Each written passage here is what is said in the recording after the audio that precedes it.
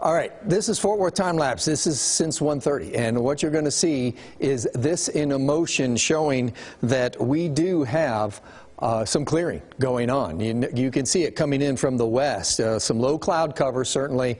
A lot of moisture still in the air. We haven't had the cold front come through yet, so we still have higher humidity. But the bigger range right now over Dallas County and Collin County, just a few embedded thunderstorms still, not much in lightning. There's been hardly any lightning today from these storms, so it's really just some heavy rain pockets that are moving through. And some tiny hail was reported earlier. That's gone. This is what's going on now, and as we zoom in a little bit closer, you can see the clearing line past Fort Worth and down 30 into Dallas. It's still raining pretty good, slowing down traffic there. As we take a look down across from Hillsborough to Corsicana, Gun Barrel City, Richland, we're keeping an eye to this area, and I'll explain more of that. But this is that drying that's going on out to our west. It had some good rains and some strong winds earlier this morning. The weather has since calmed down. We've had two areas of pretty good rain. Nice to be talking about some rain, isn't it?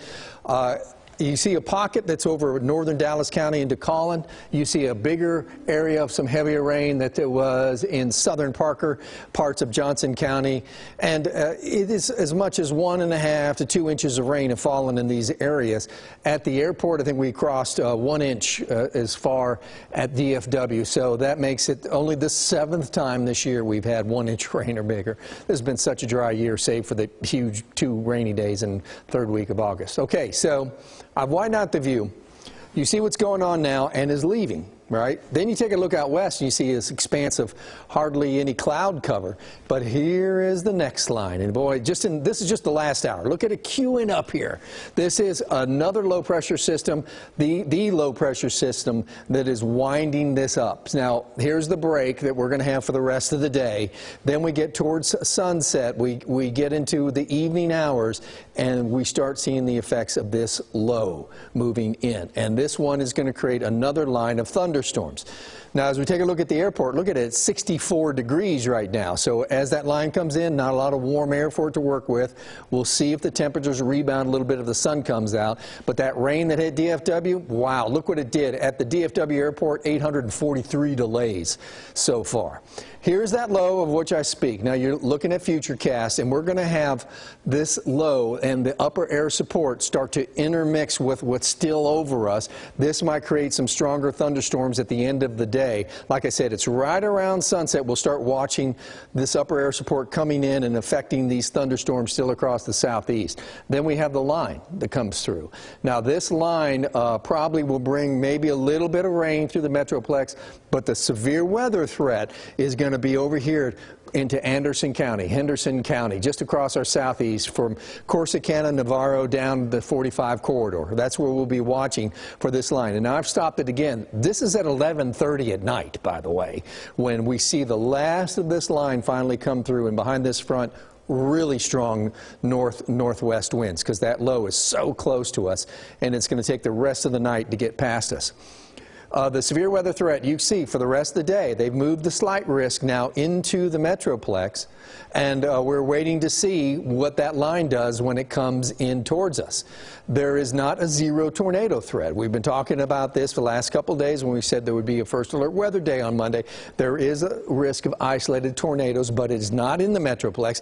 It's down the 45 corridor where we're thinking this stuff could really crank up again as we get into the end of the day, into the evening hours. This is time lapse Dallas. Look at the storm hit. It was just hard to drive around the lunchtime era when this came through around lunch in Dallas County. There was just some strong winds and some very heavy rain. And it's 64 degrees right now. It's difficult to get to severe weather when you're at this cool of a temperature. And you can see it already warming up out west where it's been clearing, 70 in Comanche, same in Breckenridge. So these temperatures recover.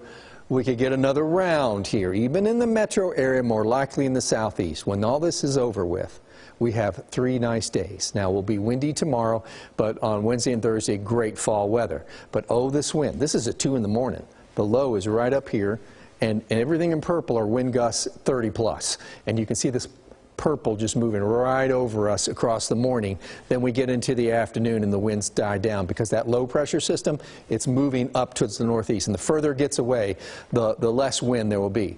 Here is today's storm and tonight's storm. Here is the next storm. It's going to come in on the heels of it. We've been extraordinarily dry pretty much all year. And now we've got another storm coming in, looks like Thursday night and Friday. We have another round of rain in the forecast with some thunderstorms and another shot of cooler air. A couple of days in the 60s, Friday and Saturday. But the weekend looks nice. We just have to get through this other round Thursday night and Friday. Right now, not necessarily looking severe, but we'll, of course, keep you posted. It is a first alert of weather day. We'll be updating you every hour, but next hour is 4 o'clock. Join us on CBS 11 for the latest weather information. This has been a CBS 11 News First Alert Weather Day Update.